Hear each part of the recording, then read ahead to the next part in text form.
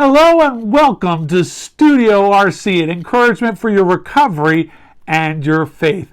Welcome back to part 2 of People, Places, and Things. Now, if you didn't see part 1, we encourage you to go back and take a look. If you did see it, this will be a great companion to that. This one can stand alone or best viewed with part 1 and then now part 2. So we encourage you to sit back, relax, enjoy, be encouraged both in your recovery and your faith as we examine people, places, and things. Now, I want to shift here for a moment into the flesh versus the spirit. And what people, places, and things, I like to call this is a flesh control. It's in control of the flesh, but it doesn't address the issue. Flesh control basically refers to the idea that my instincts, my desires, my impulses can dominate my behavior, and it leads me away from spiritual growth and healthy living. So what I will do is I will put a flesh control on it to try to control my flesh from acting. An example I give, and I've given this before, but imagine whatever your most romantic fantasy of a partner could be, and imagine that image of came on the front of a magazine. But you're like married, you're in a relationship, and there's this the fantasy of whatever's in your head is on this magazine. Now, there are some things that we can do. It's almost like the person is sitting on your coffee table all month just looking at you. So a flesh control is we can turn over the magazine. We can rip off the cover of the magazine. We can throw the magazine out. Like we can get rid of the magazine, and so the person is no longer sitting on our coffee table all month. Well, that's a valid, fair enough, but that's a flesh control. That is controlling my flesh. It is not addressing the issue. Galatians 5:17 says, the flesh desires what is contrary to the spirit, and the spirit what is contrary to the flesh. Now that's interesting because my flesh is desiring what's contrary to the spirit. But the 12 steps promises us a spiritual awakening. And when we've had that spiritual awakening, the spiritual will desire the things that are opposite to the flesh, which is why the flesh controls are not as important once you've had that spiritual awakening. Romans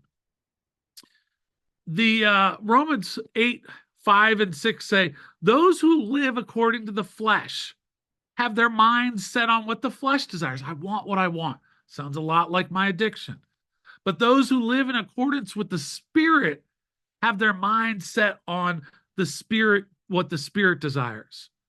Having had a spiritual awakening, we carried that message to others. So I want what the Spirit desires, and that's going to be the opposite of what my flesh desires. In the beginning, until we've had it, we need those flesh controls. But again, it doesn't address the issue. The big book tells us bottles were but a symptom. Whereas the spirit, when we've had that spiritual awakening, we have a personality change sufficient to overcome our alcoholism or our addiction. So flesh controls can be beneficial. They are helpful, but they lead a little bit to a superficial approach to recovery, as well as thinking, oh, I've got this. Merely identifying the struggle without addressing the underlying issues can hinder our true healing. The concept does not necessarily address the root cause of our addiction. Like, why am I struggling with the magazine cover? It's not the magazine cover. I got something going on in me. If I'm trying to think about a drink, or I'm worried about like getting how can I get drunk or high? I'm focusing on my impulses. And if I put the flesh controls on, I'm trying to control my impulses. Proverbs 4:23 says, above all else, guard your heart, For everything you do flows from it. So I'm trying to guard my heart from some of those flesh related things. And so self will alone is insufficient for overcoming addiction. We know that. If flesh controls were all we needed to overcome our addiction or our alcoholism, we would have done it. If it was just avoiding people, places, and things, we would have done it. It is helpful in the beginning to avoid some of those things. But we can't rely on that solely. Now, we can overcome the desires of the flesh versus spirit, because as James 1:13 and through 16 says, let no one says when they're tempted, I'm tempted by God. For God cannot be tempted by evil, nor does he himself tempt anyone. So like when we're like, God's testing me, God's tempting me, theologically, that's not accurate. God's not testing us. We may test ourselves. Our flesh may test us. It goes on to say, but each one is tempted when they're drawn away by their own desires and enticed. It's our own desires that tempt us. When desire was conceived, it gives birth to sin, and sin, when it's full grown, brings forth death. Do not be deceived. So when we're tempted, when we're drawn to these things, it's by our own evil desires. The book talks about, the big book says, why did we drink? Primarily because we liked the effect. It wasn't because we loved as children or we liked the effect. And so when we're tempted, it's still that same mindset that's going on in us. And if we continue in that way, it will lead to destruction. The fact is that our flesh has its own evil desires, and we want to learn to overcome the evil, sinful desires of the flesh.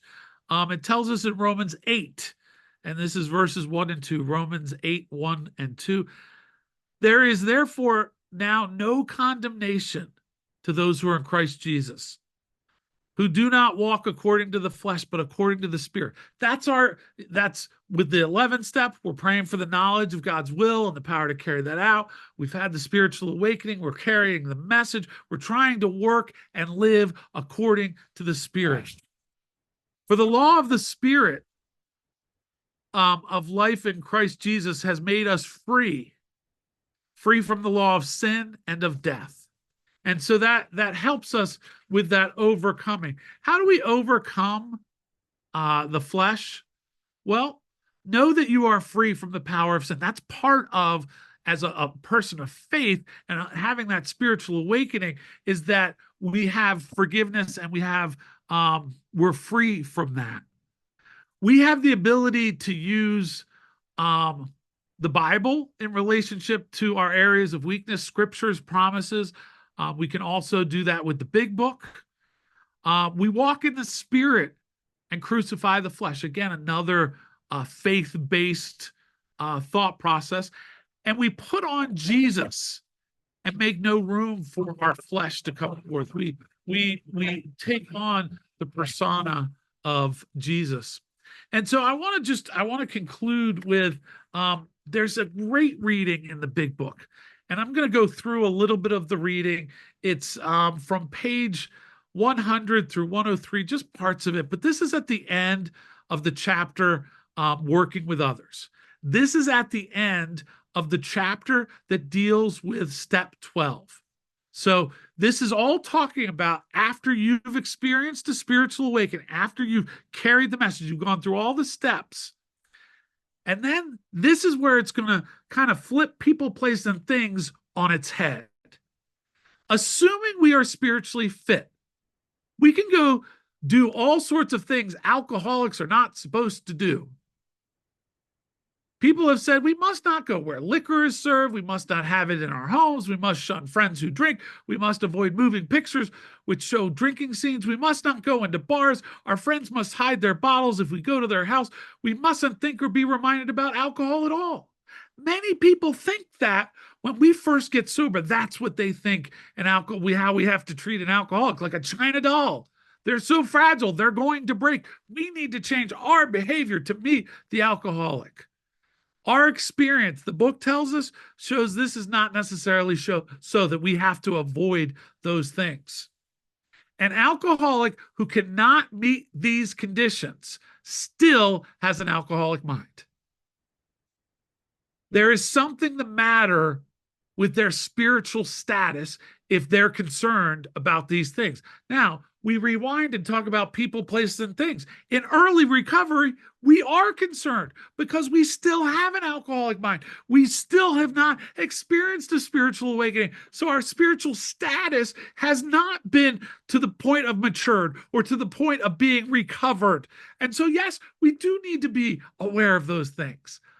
But when we are spiritually fit, things shift.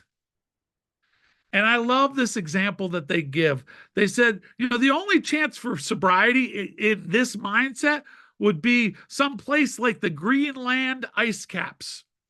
And then it says, and even there, an Eskimo might turn up with a bottle of scotch and ruin everything. We cannot run away from alcohol as a long-term solution. Short-term solution, people, places, and things, yes.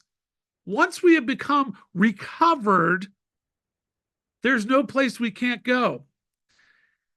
It is our belief, the book tells us, any scheme of combating alcoholism or addiction which proposes to shield the sick person from temptations is doomed to failure. If I have to long-term always be on the outlook and be kind of imprisoned, then I still have an alcoholic mind. I still haven't had the spiritual awakening.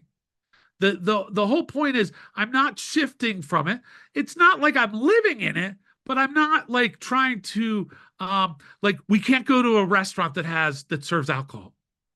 Like that shows a matter with our spiritual status. Now you might be like, I'm not feeling real comfortable tonight. Can we go somewhere else? And that's one thing, knowing yourself and kind of acknowledging that. A second thing is we can't ever go. If the alcoholic tries to shield themselves, they may succeed for a time, but they usually wind up with a bigger explosion than ever. And then I love this. So our rule is not to avoid a place where there is drinking if we have a legitimate reason for being there. We don't avoid places. We don't avoid weddings. We don't avoid cocktail hours at the work conference that we have to go to, or the happy hour from 5:30 to 6:30 where we can, we don't have to stay till 2 a.m. Like if we have a legitimate reason for being there, and that includes, the book tells us, bars, nightclubs, dances, receptions, weddings, and even plain ordinary whoopee parties. Now, I don't know what a whoopee party is, but I think I want to go to one. Because it's whoopee sounds like fun. I do love the language of the big book. Have I any good social, business, or personal reason for going to this place? Now, here is the caveat, and this is where we have to be honest. Or am I expecting to steal a little vicarious pleasure from the atmosphere of such places? Go or stay away. That's up to you, but be sure you're on solid spiritual ground before you start, and that your motives in going is thoroughly good. I'm going to a wedding. I can't wait for the couple to be married. I'm so excited. I'll bring a gift. I might even dance. I'm looking forward to that. That's the right reason. Rather than sometimes when we went to a wedding before, they got an open bar. Can't wait to get to the open bar. Can we get through the ceremony? I got to get to cocktail hour. I got to get to... Like there's a shift in our thought. And it tells us don't sit with a long face in places where there's drinking, sighing about the good old days. If it's a happy occasion, try to increase the pleasure of those there. Like, I get to be a carrier of happiness and joy. If it's a business occasion, go and attend to your business enthusiastically. Don't be like, oh, people are drinking. No, like, hey, how are you doing? You know what? Third quarter looked great. We should keep on doing this. Or I have an idea. You do your business, do your thing. Let your friends know that they're not to change their habits on our account. In early recovery, we have to change people, places, and things. People, places, and things don't need to change on behalf of us. We have been in imposition because of our addiction and because of our alcoholism for too long. Part of being in recovery is taking responsibility and saying, you don't need to change your behavior. I do. You don't need to put away the alcohol. I have to choose whether I should be here or not be here. Like, when people are like, I'm not going to drink tonight because of you. I don't want to impose that. If I can't handle someone drinking, I shouldn't be there. Not that they shouldn't be there. So I don't want to have anybody else change their behavior because of me. That is a drumbeat that we should remember throughout our recovery. If we're looking for somebody else to change their behavior, change their affirmation of us, how good we're doing, all this other stuff coming from someone else, we're off in our recovery. Our recovery is about taking responsibility and making the proper moves with God's help, because we're powerless, and utilizing that power. But it's not so that you people change, so I'll be okay. No, I got to take responsibility for that. We should not hesitate, and I love the language of this. And then we're about to conclude here. The most sordid spots on earth, on an errand to be of maximum helpfulness. Our job now is to be at the places where we can be of maximum helpfulness, usefulness to others. So we never hesitate to go anywhere we can be helpful. And it says we can go to the most sordid spot on earth if we're going on an errand to be helpful or useful. And that means in helping somebody who's a drunk, who's trying to get sober, all of those things. Now we usually don't go alone. We go with a partner. There are other ways, but we can go, and keeping on the firing line of life with these motives, and God will keep us unharmed. I have felt that in my ministry.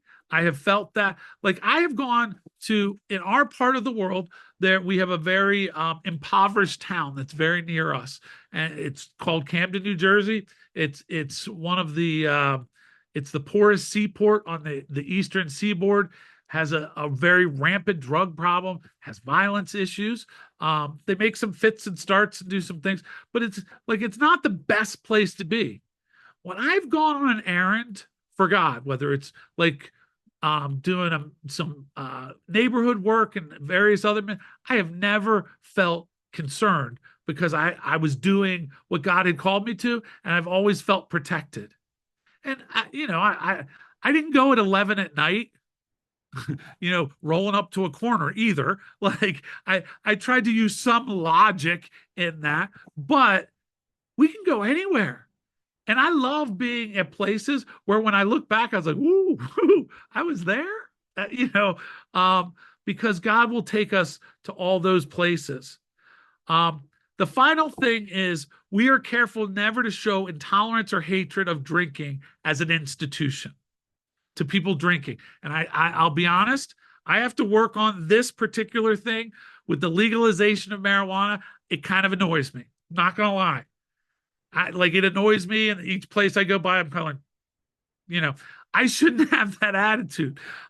Experience shows us that such an attitude is not helpful to anyone. We are not witch burners. A spirit of intolerance may repel future addicts or alcoholics whose lives could have been saved had it not been for, and the book says, such stupidity. That's kind of heavy. I wish it didn't say stupidity. Maybe, judgment. I don't know. Judgment feels better than stupidity. But for not one drinker or drug addict in 1,000 likes to be told anything about alcohol or drugs about someone who hates it. And so, that is a great lesson. And one, clearly I'm still learning. I didn't think I had to learn it about marijuana. I was good. And then they legalized it. I was like, so I'm working on that particular one. And not that I hate people who smoke marijuana. I don't love the institution, but that doesn't help anyone, it tells us. Um, we shall be of little use if our attitude is one of bitterness or hostility. Drinkers and drug addicts won't stand for it. And then it ends the paragraph, and this is great. After all, our problems were of our own making. Bottles were only a symbol. Besides, we have stopped fighting anybody or anything. We have to. And so, as I conclude about people, places, and things, just know tonight that we can pursue new people, new places, and new things. We have the new people in fellowship, in our recovery groups, in recovery church, that we can develop relationships with. We have new places we can go, like meetings and church, and places that maybe we didn't previously go. Now we're open to going to new places because we're not spending so much time drinking or drugging. We have the opportunity to go to the park, or to try a cooking class, or to try a night class of, pottery, whatever you want. I don't, but like, we can try new places and new things because now we have the time and the power and the inclination to do that. In the beginning, be aware of people, places, and things, but know that by doing that and getting over the hump, and getting to that spiritual awakening, and getting over the flesh controlling things, and getting to the place of spirit where we've had that spiritual awakening, the world opens up and widens up, and there are so many incredible new people, places, and things that you'll get to experience. So hopefully that was encouraging. God bless. I took maybe a minute or two extra, but I thank you, and hopefully that'll stimulate some conversation tonight. God bless, and thank you.